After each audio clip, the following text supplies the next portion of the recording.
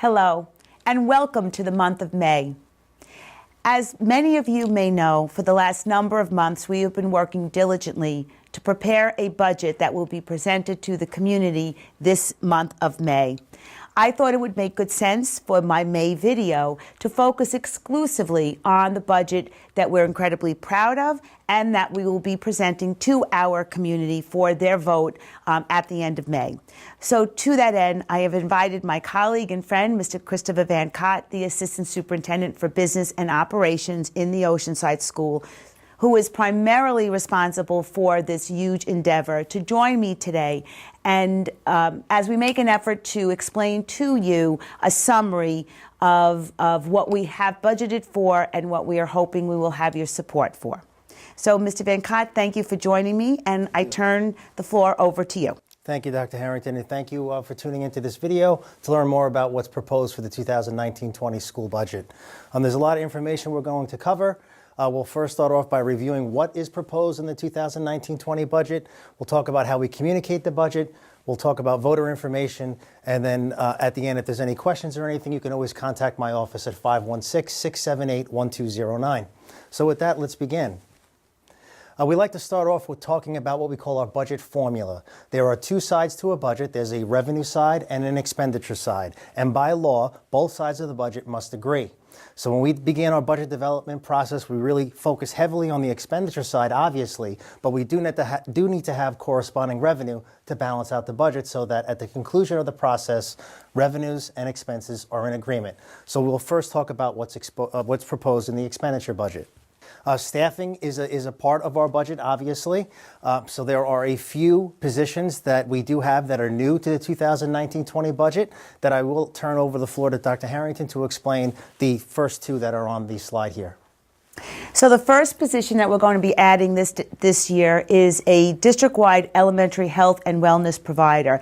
This individual will be working in our elementary schools, providing a variety of services and lessons to our students, but primarily focused in the mental health area. We're doing this as a result of having done an audit of our entire K-12 mental health curriculum, and in particular how it relates to the newly mandated directions from the state regarding a focus on mental health. We do think it's incredibly important, and the area we felt the most lacking was at the elementary level. And that is why we're asking for the community support to add one full-time equivalent teacher support provider in that area. The other has to do with an administrative position that we are asking the community to support, and that is a district-wide director of data assessment and administrative services. We currently have an individual in that position who will be retiring. Our hope is that by elevating the level of responsibilities for this person, they will not only take over what this individual has been doing, but also embellish on that and help us meet requirements that are new to us, not only from the state, but also from the federal government. So that explains those two positions, which are brand new to the budget. Thank you, Dr. Harrington. As you can see also on the slide, there are a small reduction in the elementary classroom teachers. That is primarily driven by student enrollment projections. We also have an increase in high school special education, also based on student needs. And Mandarin Chinese, we have a growing Mandarin Chinese elective program, which is also being supplemented by an additional offering of Japanese. So that's the reason for the increase there. There is a small reduction in the science area, again, based on projected student needs and interests.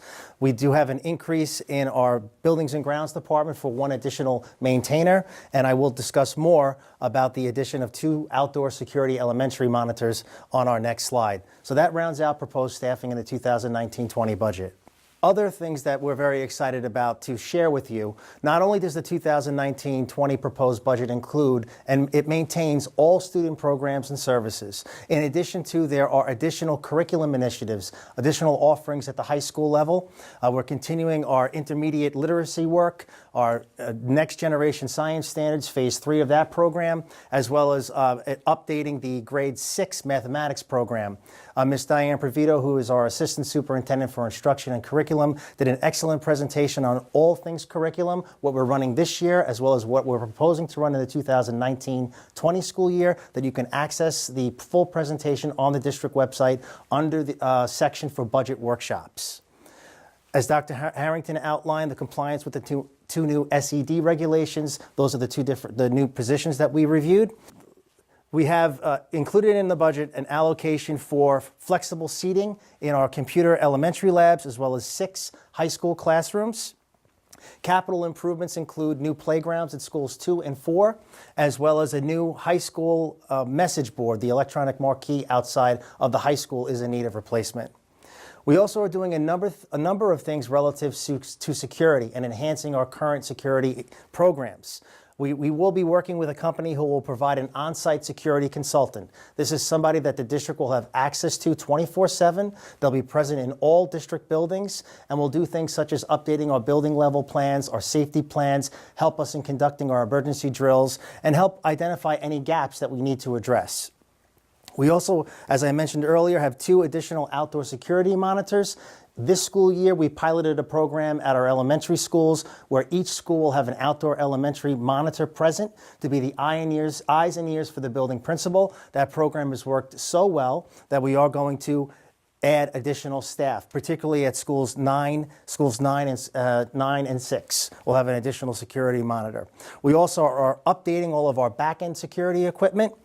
And we're moving forward with having after-hours surveillance at all of the school buildings. In 2018-19, only schools 6, 7, and 9 had our cameras being viewed after hours by an outside company.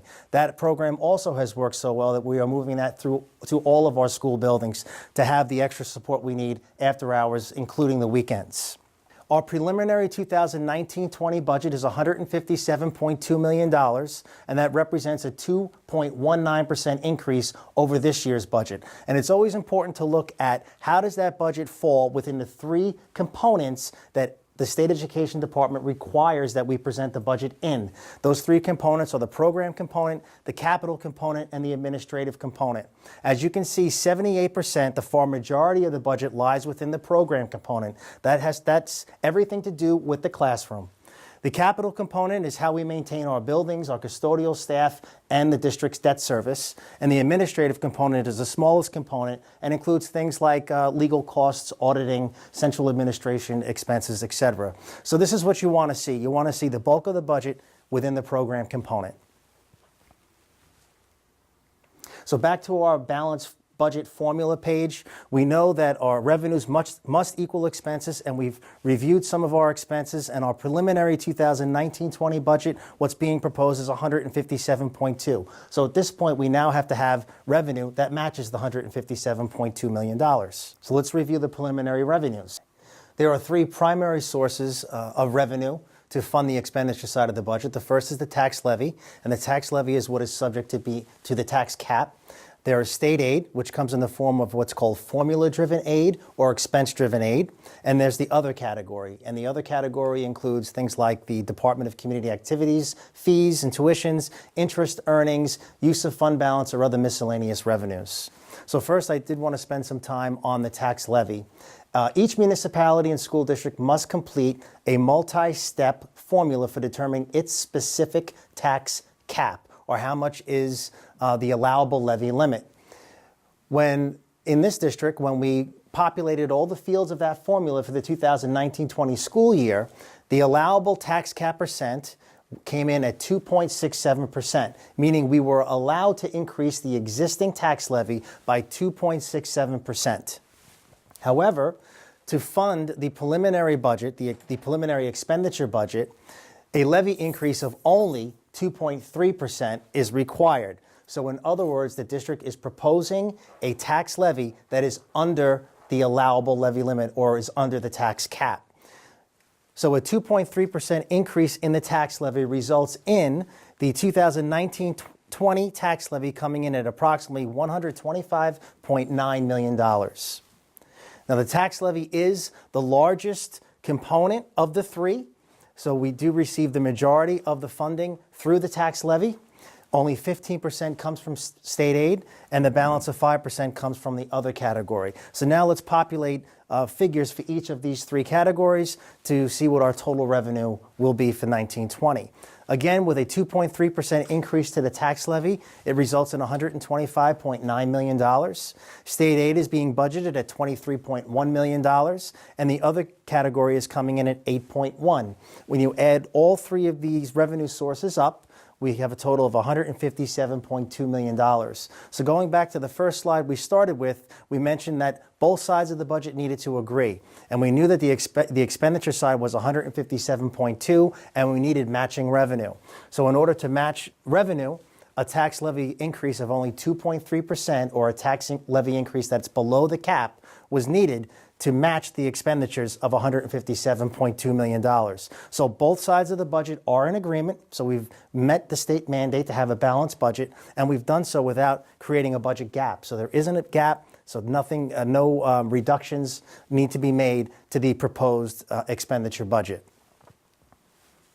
So just to recap, the expenditure budget in 1819 as compared to the proposed 1920 school budget, there's an increase of 2.19%.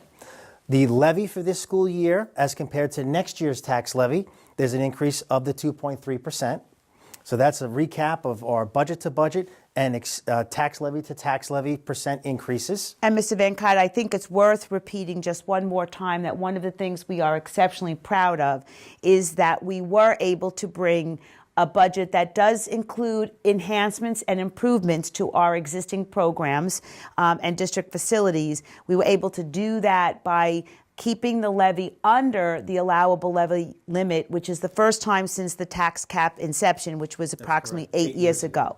So the first time in 8 years that the amount has come in under what we are allowed to do. It's something we are very, very proud of. That's the result of additional state aid that the district has received, as well as more to do with how we've been planning the budget on a multi-year basis over the last several years. So typically in a given budget year, there are two propositions. The first budget is the school district budget, and the second proposition is the Oceanside Library budget. This year, there'll be a third proposition on the May 21st ballot. This proposition is a proposed expenditure or proposed use of the existing capital reserve fund. Last year, the community established a capital reserve fund via their approval through the voting process. And every time the district is proposing to expend from it, it also requires community approval.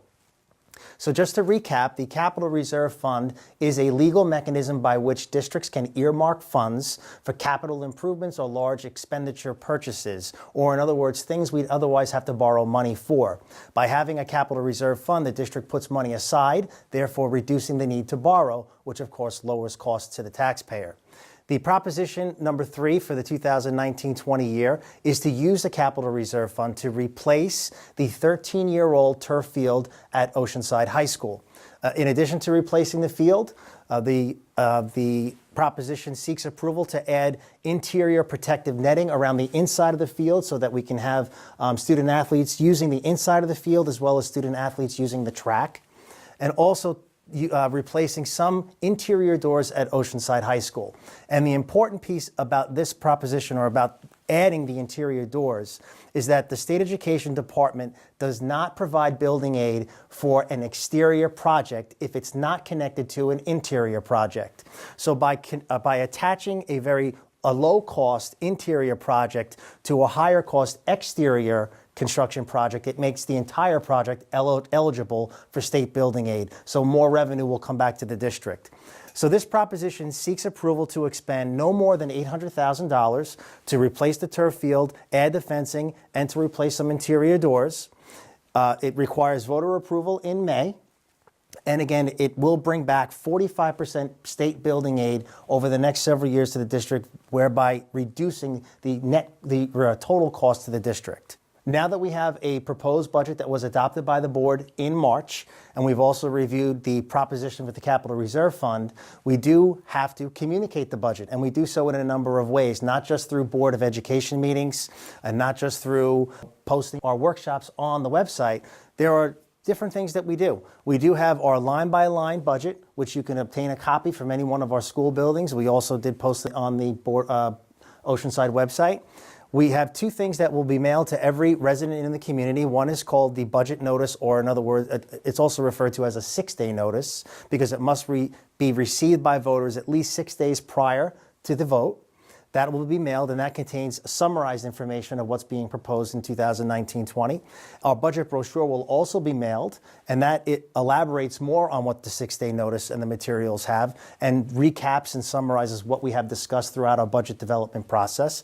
And there are also informational packets that are available at the district office, every one of our school buildings, as well as the library. These informational packets include not just the proposed budget, but include all the reports that the State Education Department requests of school districts and requires that we submit to them as part of our budget process. All of that information is available to the public at any one of the locations that we have listed.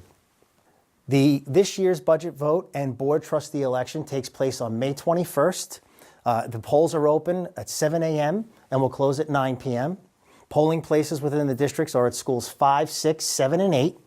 If you are not registered to vote, or if you're not sure if you're registered to vote, please contact our district clerk, Marie Barbella, at 678-1215. We also have two sitting board members who are running for re-election, Mr. Bob Transom and Mr. Mike D'Ambrosio. So we encourage you to exercise your right to vote. Again, if there are any questions about what you've seen in this video, or what you've heard in budget workshops, please feel free to reach out to my office at 678-1209 or visit our website for copies of every budget workshop that we have conducted. So just a couple of things I'd like to do in closing. One of my greatest fears about putting a budget like this together is that many people just take it for granted that their one vote doesn't count, and therefore don't make the effort to actually come out and vote, the apathetic vote. That is of great concern to me. I can assure you that we have tracked the data over the last number of years, and Oceanside does routinely get a pretty sustained number of no voters. It's just people's, as Mr. Van Cott said, they exercise their right. It happens. It's a significant number, and I believe it would be that number regardless of what budget numbers we were presenting. So we do need to counter that, and we need you to be out there and please demonstrate your support of the budget that's presented in front of you. Again, you're exercising your right to vote. It is important that we do not have apathy, among our community and our constituents. So please exercise your right to vote. May is a very busy month in our schools. Please refer to our district website, chock full. Every day there's something happening. I think I can also say safely that we will have schools closed on the Friday before Memorial Day. I believe that's Friday, May 24th. You will get a separate, if you're a parent of a student in our district, you will get a separate notification right before the spring break, but I think we're pretty safe in saying that now. And then finally, I just wish each and every mother celebrating a Mother's Day a very happy and a healthy one. Thank you all. Exercise your right to vote. Have a great month.